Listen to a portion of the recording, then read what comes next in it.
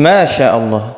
Dalam video kali ini, Ustadz Khalid Basalamah menjelaskan kepada kita semua bagaimana kita membuktikan cinta kita kepada Nabi Muhammad Sallallahu Alaihi Wasallam. Mari kita saksikan video ini. Mudah-mudahan bisa menambah wawasan keilmuan kita dan bisa memberikan inspirasi kebaikan buat kita semuanya. Selamat menyaksikan. Barakallahu fikum.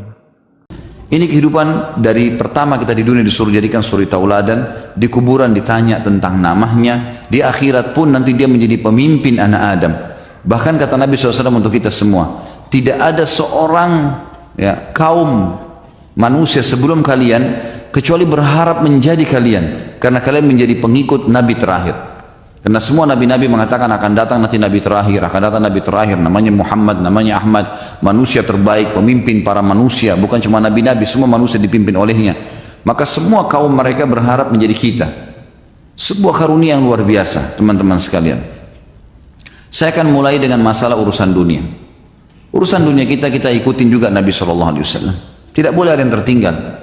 Banyak orang di antara kita mengenal nabinya Muhammad SAW kalau di pengajian. Kalau kebetulan disebut namanya, itu pun banyak di antara mereka tidak mengatakan sallallahu alaihi wasallam. Padahal ini dianjurkan untuk mengucapkan. Kata Nabi SAW, ragama anfum bri'in man idza sami'tu dzukira inda wa lam yusallim alayya. Sungguh terhina seorang hamba yang mendengarkan namaku disebutkan di depannya lalu dia tidak membacakan salam untukku. Sallallahu alaihi wasallam. Lalu kita mulai dari hal-hal kecil saja, mendengarkan namanya, sering mengulang-ulanginya, sampai salah satu orang pernah bertanya di majelis salah satu ulama di Saudi, berkata, Syekh, apakah setiap anda isi pengajian dan anda menyebutkan nama Nabi SAW atau Rasulullah SAW, selalu kita ucapkan SAW atau cukup sekali saja? Kata beliau, kalau kau membaca salawat setiap kali mendengarkan nama Nabi Muhammad SAW, berarti kamu mendapatkan pahala di setiap kamu ucapkan. Yang kedua, kamu sudah menerapkan sunnah Nabi Muhammad SAW, dan kalau kau tinggalkan hanya baca sekali, kau akan kehilangan banyak sekali pahala dan kau melanggar sunnah Nabi Muhammad SAW. Kita disuruh mencintai beliau dengan cara menyebut, selalu memberikan salam, salawat dan taslim, selalu mencintai, mengikuti sunnah-sunnahnya, mengikuti segala sesuatu yang berhubungan dengan beliau. Sampai para sahabat menceritakan kepada kita, teman-teman sekalian, kalau Nabi SAW sedang jalan menggunakan baju tertentu, maka mereka menceritakan, hari ini Nabi SAW keluar dari rumahnya menggunakan baju ini, menyisir rambut seperti ini, berjalan seperti ini, memegang apa di tangannya diceritakan.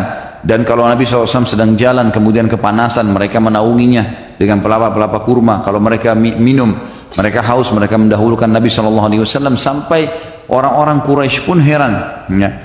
Mereka sering mengunjungi raja-raja Persia, raja Romawi, tapi mereka pada saat melihat para sahabat selesai Nabi SAW berwudu, mereka memperebutkan air wudunya, kemudian mereka pun berlumba-lumba untuk menaunginya, memenuhi semua kebutuhannya. Maka mereka berkata, belum pernah kami menemukan ada raja di muka bumi yang kami temui seperti Muhammad SAW, dicintai oleh para sahabat-sahabatnya, pengikutnya luar biasa, gitu kan.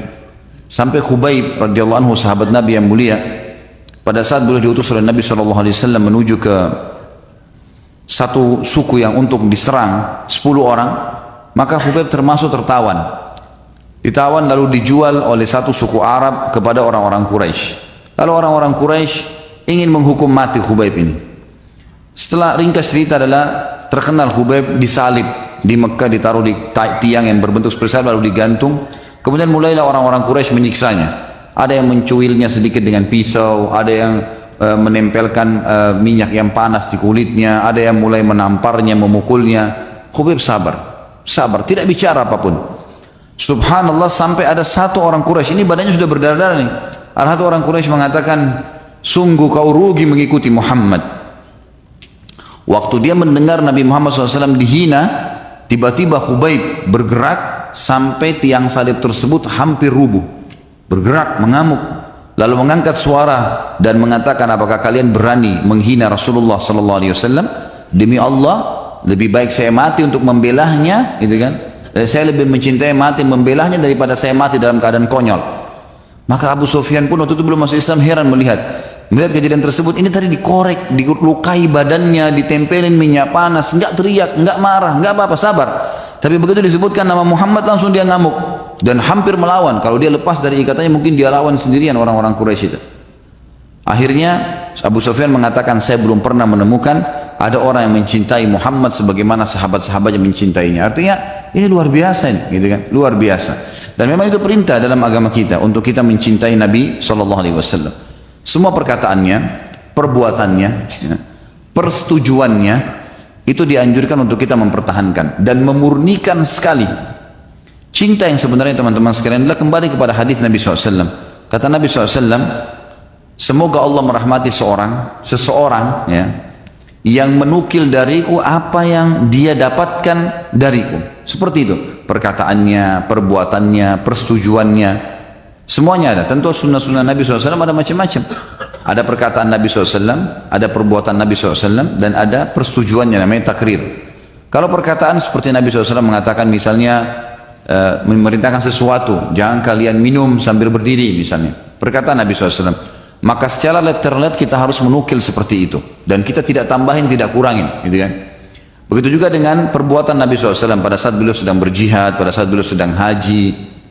Ada juga kadang-kadang perkataan yang digabungkan dengan perbuatan. Seperti beliau mengatakan, sholatlah sebagaimana kalian melihat saya sholat.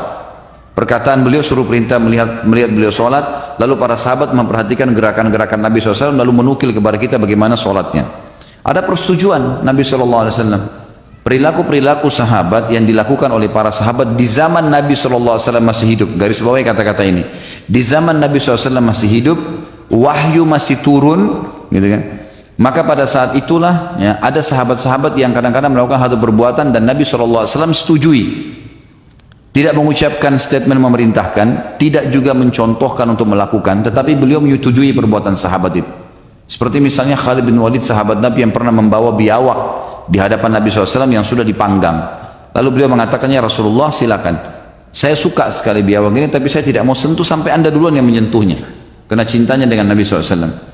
Lalu Nabi SAW melihat hewan tersebut, tahu bentuknya. Karena dalam kondisi masih utuh, cuma dikeluarin isi perutnya, kemudian dibersihkan, dibakar. Jadi masih kelihatan bentuk biawak, gitu kan.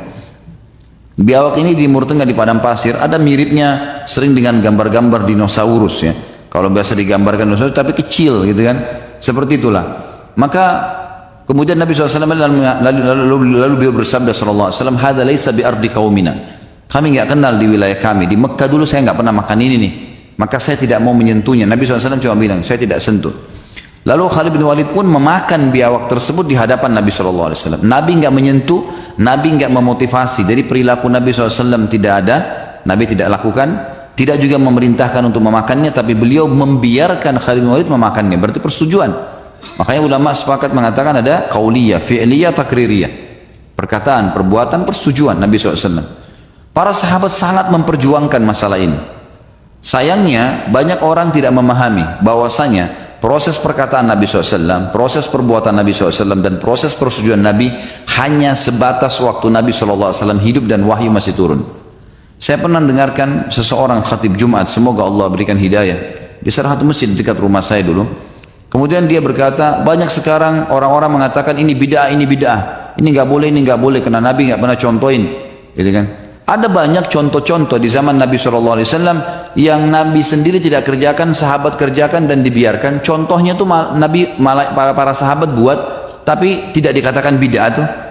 Ini keluar dari pemahaman tadi saya bilang. Dia lupa kalau wahyu pada saat itu sedang turun, gitu kan? Jadi proses perbuatan, ada perbuatan-perbuatan sahabat yang Nabi SAW setujui, ada yang Nabi SAW tegur, nggak boleh. Seperti sahabat yang minta diizinkan berzina, Nabi SAW larang kan? Ada sahabat yang minta wasiat, Nabi wasiatkan untuk jangan marah. Ada sahabat yang berzina lalu minta dirajam, Nabi SAW merajam. Ada yang Nabi SAW ya tidak setuju dengan perbuatan sahabat, ada yang Nabi SAW setujui, gitu kan? Lalu kemudian diangkatlah sama dia hadis Nabi SAW dalam riwayat Bukhari, hadis ini hadis sahih tentang adanya sahabat pada saat Nabi SAW mengatakan Sami Allahu liman hamida, ya. Ada sahabat di belakang mengatakan hamdan katsiran tayyiban mubarakan fi. Segala puji bagi Allah, puji-pujian yang banyak, yang penuh dengan berkah dan baik sekali. Ini statement ini, kalimat ini tidak pernah Nabi SAW ajarkan. Waktu selesai salam, Nabi SAW balik ke arah para sahabat dan berkata, siapa tadi yang ucapin kalimat itu? hamdan katsiran tayyiban mubarakan fi. Salah seorang antara mereka angkat tangan mengatakan, saya Rasulullah. Kata Nabi SAW, tadi waktu kau ucapkan kalimat tersebut, saya diperlihatkan malaikat yang berebut mencatat apa yang sedang kau ucapkan itu. Artinya pahalanya sangat besar, disuka oleh Allah Subhanahu wa taala. Karena perbuatan itu Allah setujui, maka Allah Subhanahu wa taala pada saat masih masa proses turunnya wahyu menyampaikan kepada Nabi SAW, ini dimasukkan dalam syariat. Maka dimasukkan dalam syariat oleh Nabi SAW. Seperti tadi perilaku Khalid bin Walid pada saat makan biawak. Jadi ini harus dipahami teman-teman sekalian. Tetapi setelah Nabi Muhammad SAW meninggal, enggak ada lagi tambahan, enggak ada lagi ijtihad untuk mengarang-arangin, ini kan? Karena memang sebelum Nabi SAW meninggal turun Al-Maidah ayat 3. Al-yawma akmaltu lakum dinakum, hari ini aku sempurnakan agama kalian, wa atmamtu alaikum ni'mati, dan aku sempurnakan nikmatku kepada kalian, wa raditu lakum Islam dan aku ridho Islam sebagai agama kalian. Udah selesai. Kata Ibnu Katsir, ini berarti Nabi SAW sudah menyampaikan semuanya, yang gelap, yang terang, yang kecil, yang besar, yang mudah, yang sulit, semua sudah disampaikan, gitu kan? Jadi semestinya kita harus memahami masalah ini teman-teman sekalian. Orang harus melakukan apapun yang Nabi SAW lakukan yang sesuai dengan apa yang dipandukan oleh Nabi SAW. Al-Quran yang dibawa oleh Nabi SAW terjaga tentunya. Karena Allah mengatakan di dalam, kalau tidak salah, surah Hijr, Allah SWT berfirman, inna nahu nadzalna dzikra wa inna lahu lahafidun. Kami turunkan az-dzikr Al-Quran dan kami akan menjaganya. Al-Quran otentik, dijaga oleh Allah SWT. Sementara sunnah Nabi SAW belum ada jaminan untuk dijaga seperti Al-Quran. Tetapi Allah Subhanahu wa taala melahirkan di tengah-tengah umat ini orang-orang yang mempelajari hadis Nabi SAW. Dipelajarilah ilmu-ilmu hadis, bagaimana bisa membedakan antara hadis yang baik, yang benar, hadis yang sahih, hadis yang hasan, hadis yang dhaif, hadis yang maudhu, hadis yang paling benar, hadis yang sedang, hadis yang lemah, dan hadis yang dusta tentang Nabi SAW. Maka mereka menaruhlah kaidah-kaidah. Kaidahnya misalnya semua sanad orang-orang yang si A, B, C, D, misalnya si A mendengarkan dari B, B dengarkan dari C, C dari sahabat Nabi dari Nabi SAW. Sanad ini, jalur ini harus semuanya orang terpercaya, hafalannya kuat, orangnya bertakwa kepada Allah, tidak tercoreng muruannya, tidak pernah melanggar walaupun yang makruh, gitu kan? Kemudian matan, isi hadisnya sanad dan matan. Sanadnya bagus, matannya bagus, maka hadisnya sahih, gitu kan? Kemudian kalau ada sedikit kurang dari sanad tadi, ada di antara orang itu yang hafalannya kurang kuat, gitu kan? Atau mungkin ya ibadahnya mungkin pernah ada muruannya tercoreng sedikit, turun jadi hasan. Kalau ada di antara mereka yang pendusta, walaupun cuma sekali dalam hidupnya, turun jadi lemah hadisnya. Kalau ada hadis-hadis yang dikarang, Nabi SAW tidak pernah bilang, dikatakan maudhu, hadis dusta. Ulama menyusun buku-buku banyak berhubungan dengan masalah itu, banyak sekali. Gitu kan, banyak sekali disusun dengan masalah ini. Nah, banyak sekali orang di antara kaum muslimin yang menukil, ya, karena ingin, awalnya biasanya niatnya baik, karena ingin orang lain rajin mengerjakan sebuah ibadah, mau rajin berbuat ibadah. Lalu dia mengarang, Rasulullah SAW bersabda begini, padahal sebenarnya tidak pernah Nabi SAW ucapkan itu. Dia pikir, niat saya kan baik, nggak apa-apa. Padahal ini berbahaya sekali nih. Ini nggak boleh, karena ini berdusta atas nama Nabi SAW. Nggak boleh sama sekali, haram. Karena satu kali Anda mengarang ini, maka akan tersebar di tengah-tengah umat dan berbahaya sekali. Berbahaya sekali. Ini kalau satu kali menyebar, kata-kata ini gimana cara memperbaikinya nih? Kira-kira coba. Kalau ada sudah 10 orang yang mengamalkan atau membawahnya, maka di belakang 10 orang akan ada 100 orang, ada 1000 orang. Ini susah untuk membentuknya kalau kata-kata. Bagaimana caranya kita harus memperbaikinya?